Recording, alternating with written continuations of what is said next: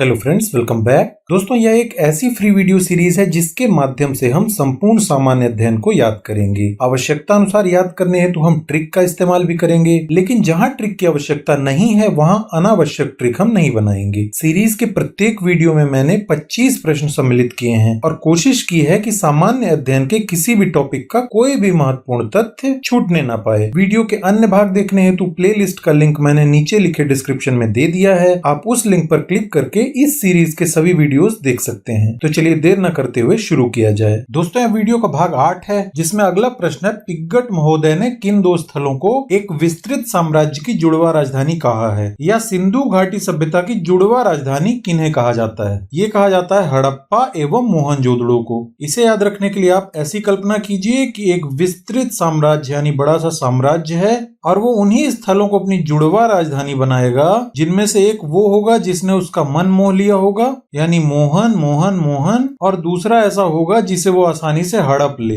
या जीत कर अपने राज्य में मिला ले। सामान्यतः ऐसे ही दो स्थलों को वो अपनी राजधानी बनाना चाहेगा। तो एक ने उसका मन मोह लिया, ये है मोहन, इसलिए मोहनजोदड़ो, और दूसरे को उसने आसानी से हड़प लिया दूसरे राजा से, तो हड़प्पा। इस तरह हड़प्पा और मोहनजोदड़ो हो जाएंगी एक विस्तृत साम्राज्य की दो जुड़वा राजधानियां। और ऐसा किसने बताया है? पिग्गट महोदय ने। तो पिग्गट नाम कैसे याद रहेगा? पी और गट। ऐसा लग रहा है कि पी गए और गटक गए, तो ऐसे दो स्थलों को तो पी और गटक ही जाएगा कोई भी, यदि वो मनमोहक हो और उसे आसानी से हड़पा जा सके। दोस्तों, वास्तव में ऐसा कुछ भी नहीं है, लेकिन हमें तथ्यों को अपने दिमाग में इमेज बनाकर याद करना है, इसलिए हम इसे ऐसे याद कर रहे हैं। इससे ये हमें कभी भी नहीं भूलेगा और ना ही किसी प्रकार का कंफ्यूजन क्रिएट करेगा। इसके बाद है, कौन से स्थल सिंधु या हड़प्पा स्थल के बंदरगाह थे? अब बंदरगाह कैसे स्थल रहे होंगे सोचिए। तो हम मान लेते हैं कि बंदरगाह यानी वहां पे जाते ही थल खत्म हो गया, जमीन खत्म हो गई और समुद्र शुरू हो गया या महासागर शुरू हो गया। तो ये नाम अपने से बता रहा है कि लो, थल खत्म हो गया और अब क्या करो, सुरको। सुरकना समझते हैं? सुर सुर की आवाज के साथ जैसे चाय वाय पीते हैं तो सुरकना बोलते हैं ना, सुरक लिया। हवा के साथ कोई पेय पदार्थ पिया जाता है तो उसको सुरकना बोलते हैं, तो सुरको। लो, अब थल खत्म हो गया, अब सागर आ गया यानी पानी आ गया, अब आप उसे सुरको। तो सुरकोतदा आपको याद आ जाएगा।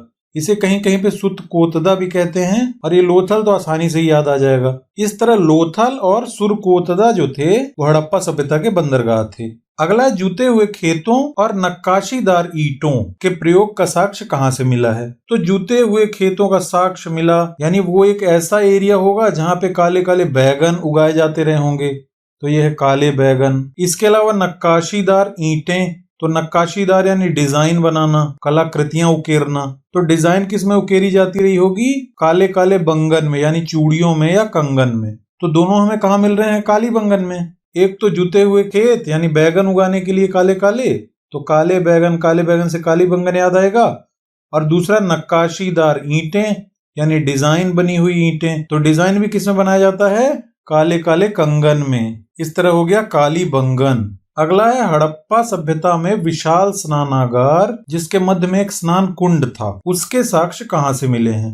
तो हड़प्पा सभ्यता में एक विशाल स्नानागार भी मिला है जिसके बीच में एक स्नान कुंड था। इसका साक्ष्य मिला है मोहनजोदड़ो से। तो स्नानागार की वहां पे जरूरत क्यों पड़ रही है? भाई नहाओगे नहीं, स्नान नहीं करोगे, फ्रेश नहीं दिखोगे तो किस तरह मनमोहक दिखोगे? यह है ना मनमोह, मनमोहन, मनमोहन। मोहन आपको दिखना है, मन को मोहित करने वाला दिखना है, तो आपको स्नान करना पड़ेगा। और विशाल स्नानागार जिस एरिया में है वहां सब स्नान कर लेते रहे होंगे, बढ़िया फ्रेश दिखते रहे होंगे, मनमोहन बन जाते रहे होंगे, यानी दूसरों का मन मोह लेने वाले। तो इस तरह आपको मोहनजोदड़ो याद आ जाएगा स्नानागार से। ये एक महत्वपूर्ण प्रश्न है, इसे आप याद रखिएगा। अगला है, हड़प्पा सभ्यता में अग्नि कुंड का साक्ष्य किस पुरस्थल से मिला है? तो अग्निकुंड हवन वगैरह करने में काम आता है। अब अग्निकुंड हम कहाँ बनाते हैं? जनरली थल में बनाते हैं, यानी जमीन में बनाते हैं, तो थल से लोथल याद आएगा। दूसरी बात, जब अग्निकुंड बन जाता है तो उसमें आग जलाते हैं, हवन वगैरह करते हैं, जिसकी वजह से वो कैसा हो जाता है? काला हो जाता है। हवन कुंड की दीवारें काली पड़ जाती है ना, आग की वजह से या कोयले की वजह से या फिर धुएं की वजह से। तो अग्निकुंड का साक्ष्य मिला थल में, थल यानी जमीन में यानी लोथल में, और वो भी कैसा? काले रंग का, क्योंकि कोयले की वजह से या फिर धुएं की वजह से उसकी दीवारें काली हो जाती हैं। तो लोथल एवं काली बंगन अग्निकुंड। अगला है दोस्तों, एक सील पर 3 मुख वाले देवता, यानी एक स्टैम्प टाइप का समझ लीजिए, उसमें 3 मुख वाले देवता पशुपति नाथ है जिनका नाम, उनकी मूर्ति कहाँ से मिली है? उनके चारों तरफ हाथी, गैंडा, चीता एवं भैंसा विराजमान है। तो ये मिली है मोहनजोदड़ो से। अब इसे आप ऐसे याद रख लीजिए कि किसी कारीगर को बोला गया होगा कि भाई यहाँ पे हाथ, पैर, मुख सब पड़े हुए हैं, इन सबको जोड़ जाड़ कर आप 3 मूर्तियां बना दीजिए। तो उसने क्या किया, एक साथ सब कुछ जोड़ दिया।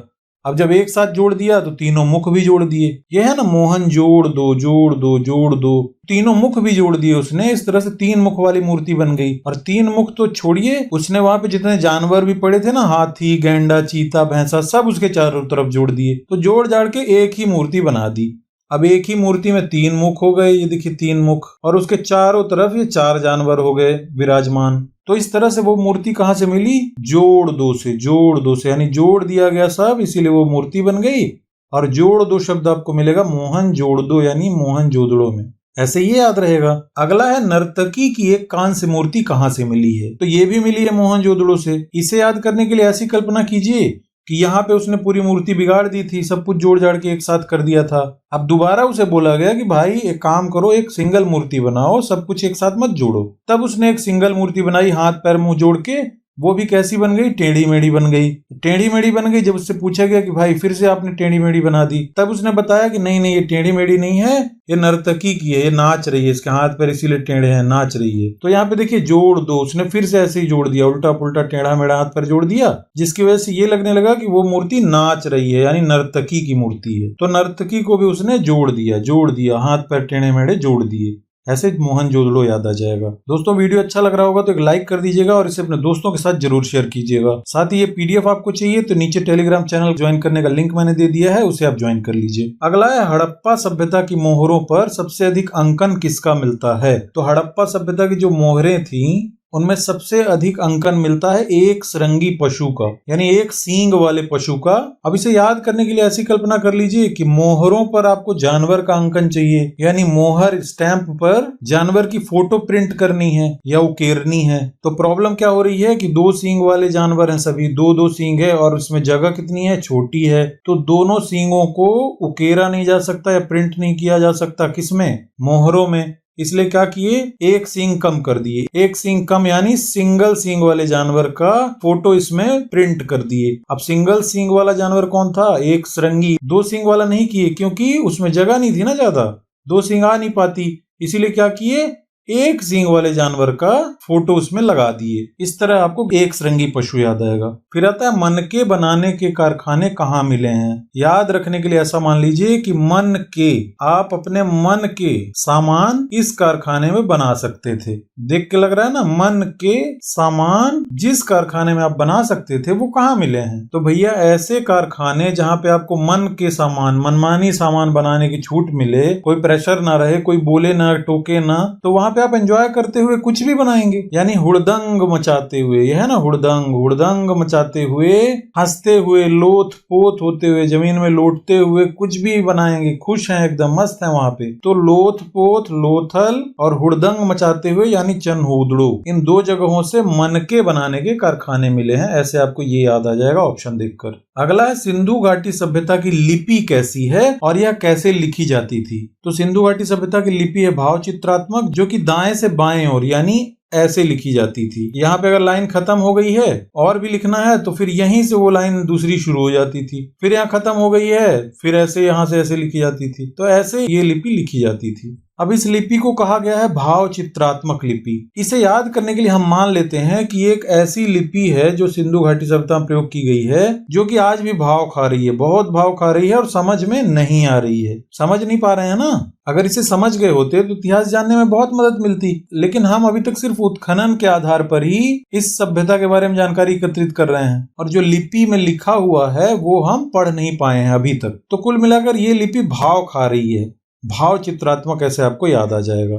अगला है हड़प्पा सभ्यता के घरों के दरवाजे और खिड़कियां सड़क की ओर ना खुलकर पिछवाड़े की ओर खुलते थे, यानी मेन रोड की ओर ना खुल के घर की खिड़की और दरवाजे किधर खुलते थे, पीछे की ओर खुलते थे। अब क्वेश्चन ये है कि किस नगर के घरों के दरवाजे मुख्य सड़क की ओर खुलते थे? ये खुलते थे लोथल के दरवाजे। तो ऐसा मान लीजिए कि इस घर का पिछला दरवाजा जो है पीछे की ओर खोला जाने लगा, लेकिन जब पीछे खोले तो पता चला कि पीछे यार नदी है, पीछे तो थल है ही नहीं। तब वहां पे किसी ने बोला कि लो थल तो खत्म हो गया यहाँ, अब पीछे दरवाजा कैसे खोलेंगे हम? इसलिए उन्होंने निर्णय लिया कि भैया मेन रोड की तरफ ही आप दरवाजा खोल दो और इसी में हम लोग निकलेंगे। क्यों?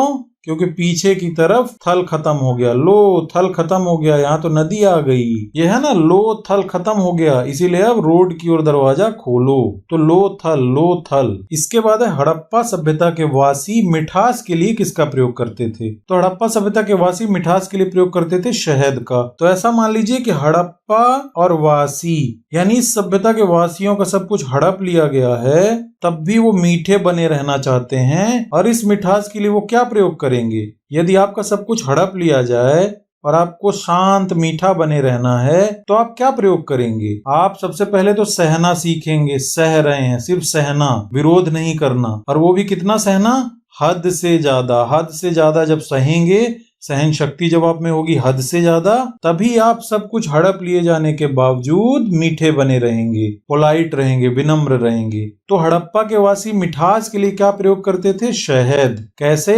क्योंकि हड़प लिया गया उनका सब कुछ, फिर भी मीठा बने रहने के लिए, वो विनम्र बने रहने के लिए वो सहते रहते थे हद से ज्यादा। तो शहद आपको ऐसे याद आ जाएगा। दोस्तों प्रश्न में जो मुख्य शब्द हैं उन्हीं के आधार पर हम अपना उत्तर निकालते हैं, उनमें ज्यादा हेरफेर नहीं करते ताकि बाद में कोई कंफ्यूजन ना रहे। अगला है दोस्तों, मिट्टी से बने हल का साक्ष्य कहाँ से मिला है? तो मिट्टी से बने हल का साक्ष्य मिला है बनमाली से। अब हल से आप इसे कोरिलेट कर लीजिए कि हल चलाने की जरूरत क्यों पड़ गई? तो कल्पना करते हैं या मान लेते हैं कि कोई माली था और वो वन में हल चलाता था ताकि वहां पे फूल उगा सके। इस तरह आपको याद आएगा मिट्टी से बने हल का साक्ष्य मिला है बनमाली से। हल का प्रयोग क्यों करता था? वो वनों को हटाकर वहां पर फूल उगाने के लिए हल चलाता था, जमीन को जोतता था और फिर फूल उगाता था। ये माली है ना, तो बनमाली ऐसे आपको याद आ जाएगा। अगला है दोस्तों, चावल के प्रथम साक्ष्य कहाँ से प्राप्त हुए हैं? तो चावल के प्रथम साक्ष्य मिले हैं लोथल से। याद रखने के लिए ऐसा समझ लीजिए कि ये तो अनाज है, इसका उत्पादन जमीन से ही होगा। कुछ बनाने वाली चीज होती तो फैक्ट्री वगैरह में बना लेते, लेकिन ये चावल है तो इसका उत्पादन कहाँ से होगा? थल से ही होगा। तो थल मिलता है लोथल शब्द में, और लोथल एक स्थल का नाम है। तो लोथल से हमें प्रथम साक्ष्य चावल के मिले हैं। हालांकि यहाँ पे देखिए रंगपुर से भी बाद में मिले हैं, लेकिन लोथल पहला है, क्योंकि सबसे पहले हमें दिमाग में रखना है कि लोथल यानी थल से ही चावल मिलेगा। अब अगला प्रश्न क्या है कि चावल के दाने कहां से मिले हैं जिससे वहां धान की खेती होने का प्रमाण मिलता है? तो हमें लोथल पता है यहाँ पर कि लोथल से चावल मिला है, और दूसरा है रंगपुर। अब लोथल थल से मिला, जमीन से मिला, तो उसमें मिट्टी का रंग जरूर चढ़ गया होगा, तो रंगपुर ऐसे आपको और याद आ जाएगा। यानी थल और रंग से हमें चावल के दाने का प्रमाण मिला है, जिससे वहां धान की खेती होने का अंदाजा लगाया जा रहा है। अगला है दोस्तों, सिंधु घाटी सभ्यता के लोगों ने नगरों तथा घरों के विन्यास के लिए कौन सी पद्धति अपनाई थी? तो इन्होंने अपनाई थी ग्रीड पद्धति। दोस्तों नगरों और घरों को बनाने के लिए ग्रीड पद्धति यानी एक ऐसा सिस्टम कि बिल्कुल सब कुछ उसमें प्रॉपरली सेट हो, रो कॉलम में डिवाइडेड हो, कोई भी एरिया फालतू बर्बाद ना हो, और इस तरह से आप समझ लीजिए कि एक निश्चित दूरी पर, निश्चित एरिया में, निश्चित दिशा में बराबरी से घर वगैरह बनाते थे वो। ये काफी सुंदर भी लगता था। हमने हड़प्पा सभ्यता के लोगों के नगर नियोजन के बारे में सुना है ना, पढ़ा है इसके बारे में हमने। तो ये ग्रीड सिस्टम के आधार पर अपने घर और नगर को बनाते थे। आप ऐसा समझ लीजिए कि किसी के पास घर नहीं है तो घर और बिन आस, यानी जिसका घर नहीं रहता था, घर के बिना रहता था जो भी, वो क्या आस लगाता था, और मेरा भी घर बन जाए, यानी उसके मन में ये देखिए ग्रीड, लालच आ जाता था। ग्रीडी यानी लालची होता है ना, ये ग्रीड यानी लालच। तो यदि कोई नगर में है और उसके पास घर नहीं है तो घर के बिना उसके मन में एक आस रहती थी कि काश मेरा भी घर होता या मेरा भी घर बनेगा। इस तरह से उसके मन में क्या आता था? ग्रीड, लालच आता था। ऐसे आप इसे याद करेंगे तो आपको ये याद रहेगा। अगला है हड़प्पा सभ्यता के लोगों का मुख्य व्यवसाय क्या था? अब सब कुछ हड़प लिए, कुछ बचा ही नहीं। पहले मान लीजिए कि जमीन जायदाद थी तो उसमें खेती वेती कर लेते थे, लेकिन अब तो कुछ बचा भी नहीं खेती करने के लिए, तो क्या करेंगे? व्यापार करेंगे, बाहर जाएंगे, कुछ चीजें लाएंगे, उसको लाके यहाँ बेच देंगे, 2 पैसे कमाएंगे और इस तरह से उनका परिवार चलेगा। तो हड़प लिया यानी हड़पी हुई सभ्यता, हड़प ली गई सभ्यता के लोगों का व्यवसाय क्या बचा? व्यापार करना। इसमें कंफ्यूज मत होइएगा, कृषि नहीं था, पशुपालन नहीं था, व्यापार था इनका मुख्य व्यवसाय।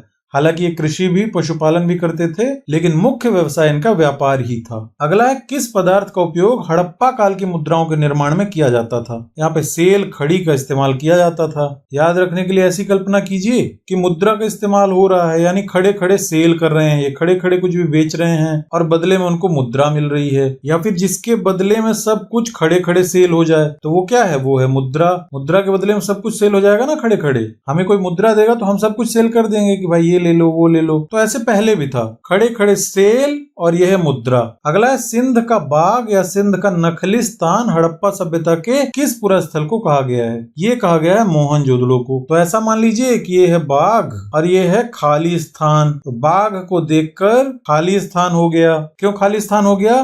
क्योंकि सब दौड़ गए।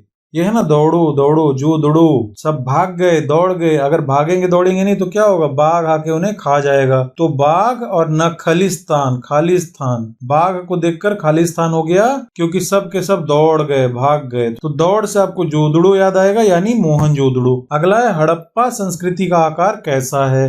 तो इसका आकार है त्रिभुजाकार, यानी इस आकार की हड़प्पा संस्कृति है। याद रखने के लिए ऐसा मान लीजिए कि उस समय से हड़प कर बनाया गया रहा होगा, और हड़पने के लिए गोली बंदूक तो थे नहीं, तो तीर चला चला कर हड़पा गया था, इसीलिए वो तीर भुजाकार हो गई, तीर के भुजा के आकार की हो गई, तीर भुजाकार। यह है ना तीर भुजाकार। हड़प्पा संस्कृति बनाएगी हड़प हड़प कर, ऐसी कल्पना करते हैं। और हड़पने के लिए उन्होंने तीर का इस्तेमाल किया होगा, उस समय औजार यही रहा होगा, तो तीर के आकार का वो बन गया होगा, यानी तीर भुजा आकार। अगला है, सैंधव कालीन घोड़े के अस्थि पंजर कहाँ से मिले हैं? ये मिले हैं कालीबंगन, सुरकोतदा और लोथल से। यहाँ पे हम कल्पना कर लेते हैं कि घोड़े के अस्थि पंजर निकल आए।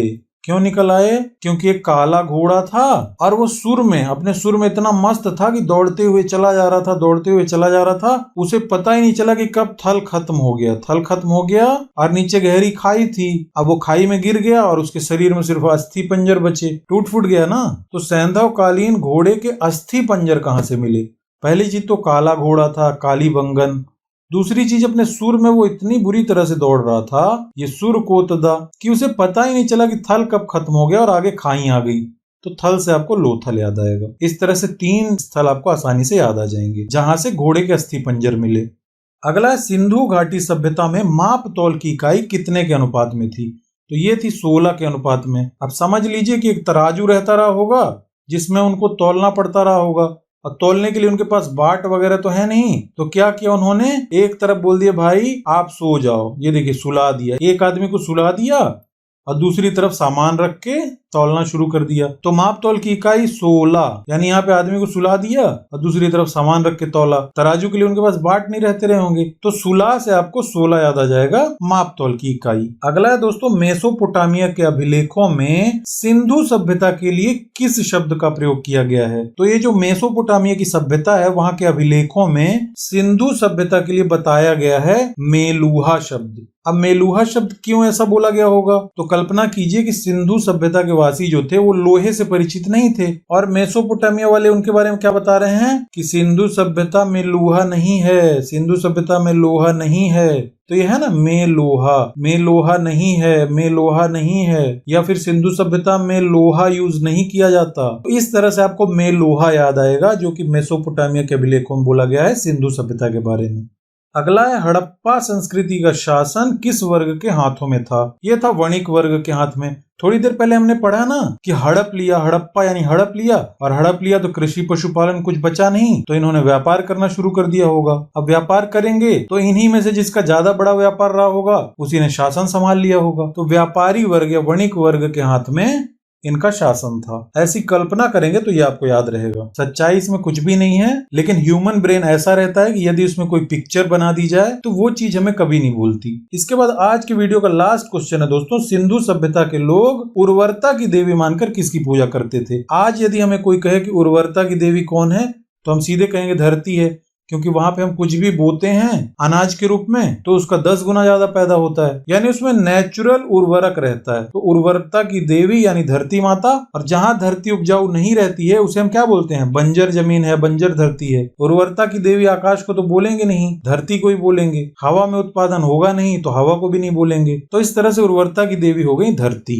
मैं आपसे कुछ प्रश्न पूछने वाला हूं जिनका उत्तर आपको कमेंट बॉक्स में हर हाल में बताना है। पहला प्रश्न है, नर्तकी की कांस्य मूर्ति कहां से मिली है? मोहनजोदड़ो, लोथल, चनहूदड़ो या रंगपुर? दूसरा प्रश्न है, नक्काशीदार ईंटों के प्रयोग का साक्ष्य कहां से मिला है? लोथल, कालीबंगन, हड़प्पा या सुतकोतदा? तीसरा एवं अंतिम प्रश्न है, सिंधु घाटी सभ्यता की लिपि कैसी है? चित्रात्मक, भाव चित्रात्मक, खरोष्ठी या ब्राह्मी? तो दोस्तों आज की वीडियो में इतना ही। मुझे उम्मीद है आपको वीडियो अच्छा लगा होगा। Thanks for watching, all the best.